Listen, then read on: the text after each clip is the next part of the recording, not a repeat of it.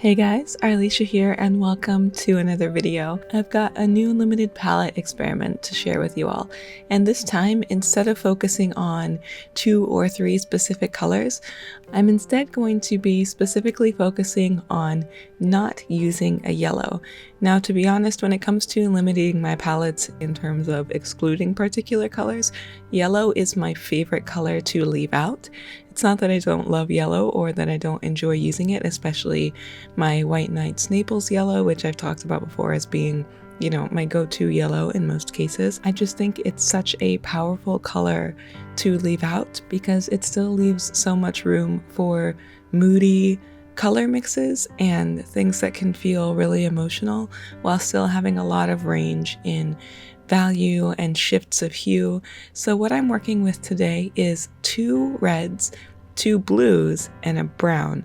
So I have a warm and a cool red, and then I have a cobalt blue and White Nights indigo. So they're both a little bit on the warmer side. And then I am also including a brown, which is PBR7. So a nice kind of standard warm brown. This particular combination of colors is something that I fall back on quite often, and I sometimes even use this palette without realizing it. Sometimes the blues will shift a little bit, so I might use phthalo blue instead of cobalt blue if I don't want something that granulates as much, or I might use like an indanthrone blue or a turquoise if I was specifically looking for non-granulating blues. But in the case of this piece, I really wanted to experiment with that cobalt blue in lighter layers in the first washes of the painting.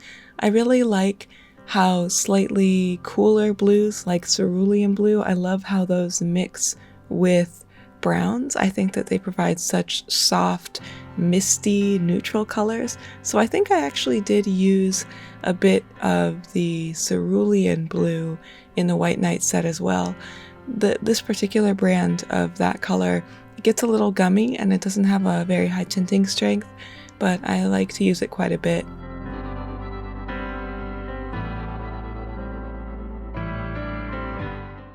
If you're interested in seeing the real-time version of this particular painting, it is available for my members here on YouTube, as well as my patrons over on Patreon at the $5 tier and up. It's going to be a Q&A style real-time video, so I'm going to be answering lots of questions about art techniques and how I earn money as an artist, and my patrons and YouTube members have been submitting questions for the last few days, and I'm going to be going through and answering all of those. I think that video is like 40 minutes long or something, so if you're interested in that, you can check out Patreon or YouTube memberships. I'm working on a hot press paper today, which is something that I haven't done a ton of.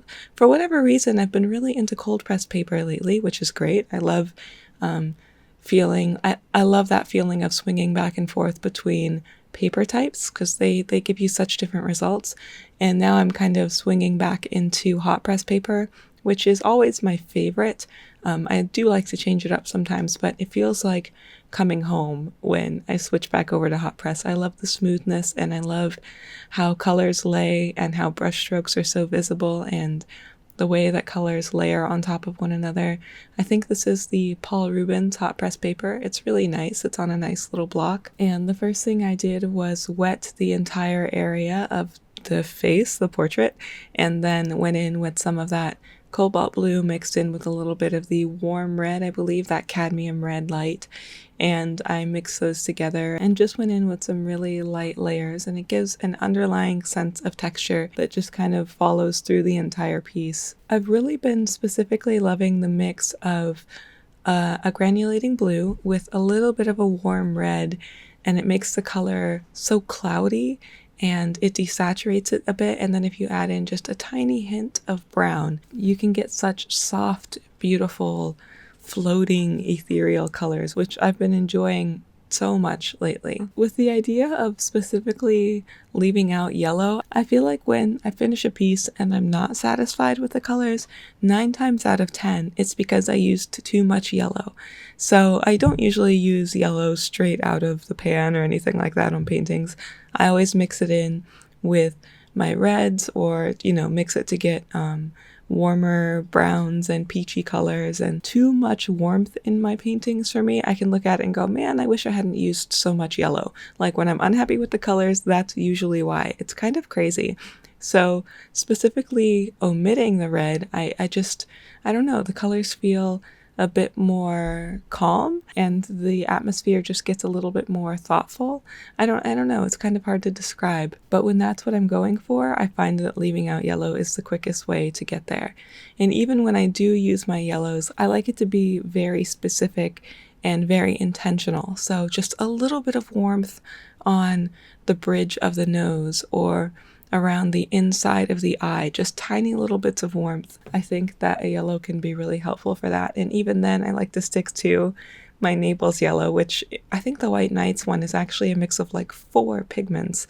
And most Naples yellows I'm not a huge fan of because there's a little bit too much white in them, and then it gets just a little chalky and not as enjoyable to mix with. But the one by White Nights, I have so much fun mixing with. I think it's a really nice one. Next week, we're going to be taking a look at a new watercolor palette that I've been setting up, and I got 2 different Naples yellows, that sounds a little weird. Anyway, I got 2 different Naples yellows for that set, and we'll talk a little bit about that. I'm excited, but that's next week.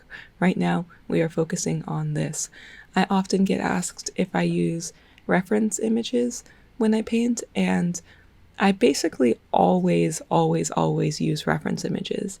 This one is a combination of a couple different reference images. I have some Pinterest boards where I save lots of different types of things. I'll leave links to my Pinterest stuff down in the description, and every time I look at this particular piece, I see Robert Pattinson, because I know I was definitely referencing his face for the shape of these eyes. So when I look at these eyes, I see him for sure.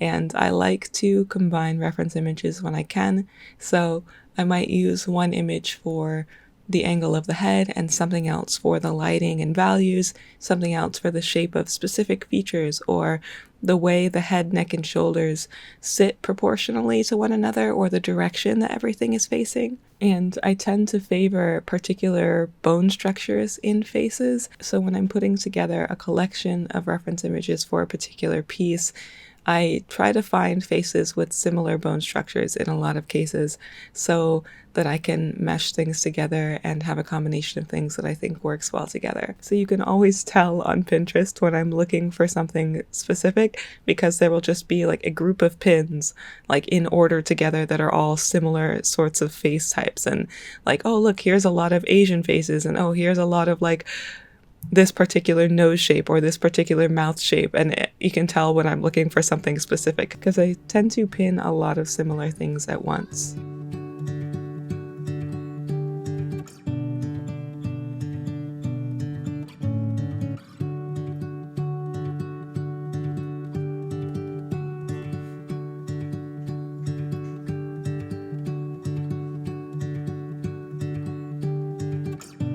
To everyone who has been tagging me on Instagram or sending me messages showing me the pieces that you've been making with these limited palettes, thank you so much. Seriously, that makes me so happy to see the amazingly different ways that you guys are interpreting a small selection of colors. And I haven't been super active on Instagram lately, but I always see those messages and it makes me so happy, and those tags, and I really love just seeing the things that you guys create. It's been really inspiring, and I'm so glad that we get to connect with each other in that way. When I got closer to the end of this painting and I started to add in some of the darker surrounding values, I knew right away that it was going to kind of wash out the values of the face. So what I mean by that is all of the layering and the color on the face itself is actually really light. And if you start to surround that with darker and more saturated values, it makes the face look lighter and less saturated, and ultimately the face can look a little bit flat.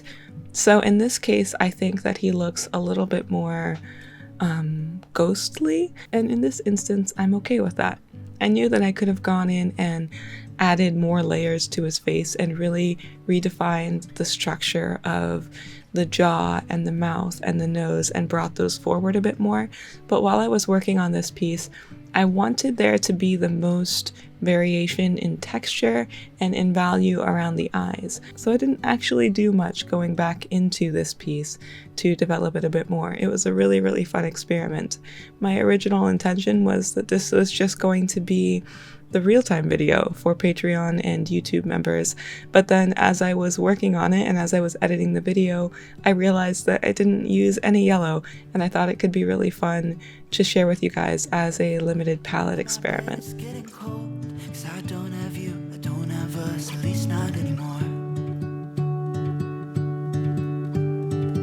You said you had to go away just to figure out who you are, and I'm in this empty house with your pictures on my wall, but I don't have you, I don't have us, at least not anymore.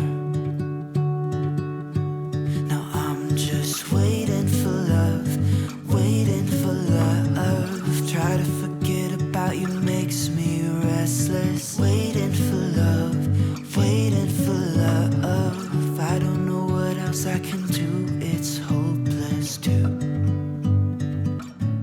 If you guys do try this limited palette out, specifically with the exclusion of yellow, I would love to know what you do. If you use the same colors as I do, or if you have a different workaround for not having a yellow in your palette. For me, I used the warm red and that brown to accentuate those warmer tones, but you might choose instead to go with a green or orange, something else that's a little bit closer to yellow to get that warmth into your painting. I think there's a lot more freedom and wiggle room in this particular limited palette because it's not really focused on using specific colors, more about just leaving out one color. So there's a lot of variety in how you can mix that up for yourself and create a palette that you think works without the use of a yellow.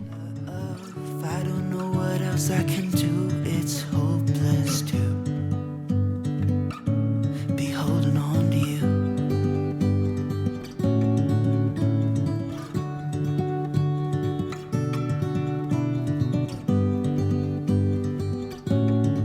As always, the biggest and most sincere thank you to all of you guys for watching this video, and especially to my YouTube members and my patrons over on Patreon. It brings me so much joy to get to create content for you guys there and share stuff on a more daily and personal basis, and thank you guys so much for allowing me to do that. And thanks to everyone for taking the time to watch this video. You can find this original painting for sale on my shop, and I will talk to you guys all next week. Okay, have a great week. Okay, bye-bye, bye-bye, bye-bye.